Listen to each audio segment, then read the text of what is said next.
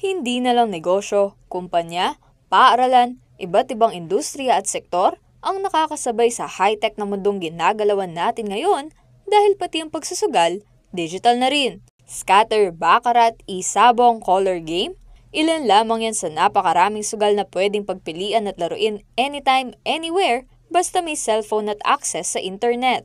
Kaya naman hindi nakataka-taka kung bakit marami sa mga kababayan natin ang nalululong sa sugal.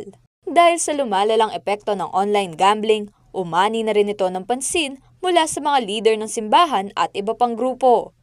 Nitong Martes, July 8, naglabas ng pahayag ang Catholic Bishops' Conference of the Philippines o CBCP kaugnay ng problema sa talamak na pagsusugal. Anila, hindi na ito simpleng libangan, kundi isa ng moral crisis. Mabilis na umano ang pagkalat nito dahil sa madaling access gamit ang digital technology at e-wallets at ang paggamit ng ilan pang mga sikat na personalidad para ipromote ito. Giit ng organisasyon, hindi ito tunay na libangan kundi isang uri ng pagkaalipin na kailangan ng wakasan. Hinimok nila ang gobyerno na higpitan ng regulasyon sa mga online payment system na ginagamit sa sugal, gayon din ang media na itigil ang pag-romanticize dito.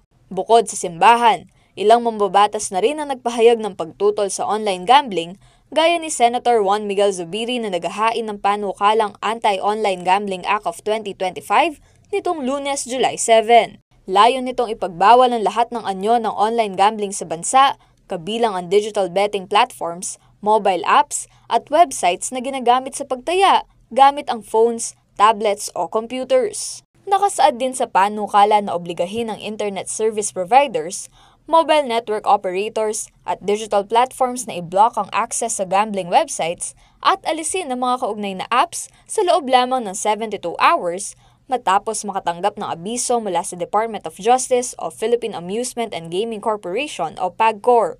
Ayon kay Zubiri, may tuturing na isang silent pandemic ang online gambling dahil tahimik nitong winawasak ang buhay ng maraming Pilipino, lalo na ang kabataan at mga mahihirap. Habang pinag-uusapan ito sa Senado, may kanya-kanya ring pananaw ang publiko. Tinanong ng CLTV 36 ang pulso ng bayan ukol sa pagpapatupad ng naturang panukala. Karamihan sa mga kabalen, pabor na tuluyang ipagbawal ang online gambling. Nanggaling din ako sa ganyan. Isang taon, sir. Wala kang mapapala, sir. Lahat ng ano mo, yun, malululong ka doon sa paunti-unti kukunin ka, sir. Sisirain yung buhay mo, sir. Lalo na pamilya mo. Marami po kasi nasisira na buhay.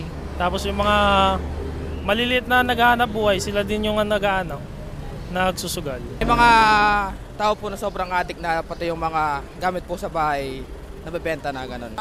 Nakakasama po sa mental health po nating lahat yon.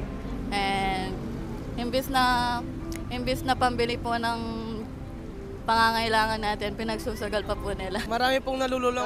Maraming nasisira yung buhay, nagkakautang-utang, nadidepress. Bagaman tinutulan naman ng PAGCOR ang total ban ng online gambling, sang-ayon naman ng ahensya sa mas mahigpit na regulasyon.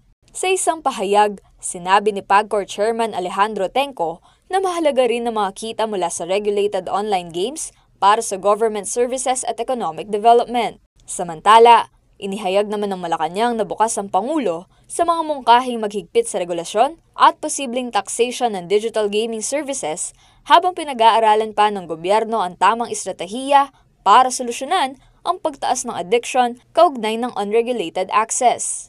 Ang Pangulo po ay nakikinig kung ano nangyayari sa ating mga kababayan at kung ano man po ang bill na ipapasa nila, ito'y pag-aaralan mabuti, kung ito'y makakabuti sa ating ekonomiya and at the same time makakabuti para sa taong bayan. Gusto natin limitahan ang itong klaseng mga pagsusugal at mabawasan ang mga gumon sa sugal. At ito po ay para sa taong bayan at ang lahat ng pwedeng suggestion at maaaring batas para ito ay masawata, hindi naman po yan tututulan ng ating Pangulo. Kasama si Ashley Punzalan, Arlen Salonga, CLTV 36 News.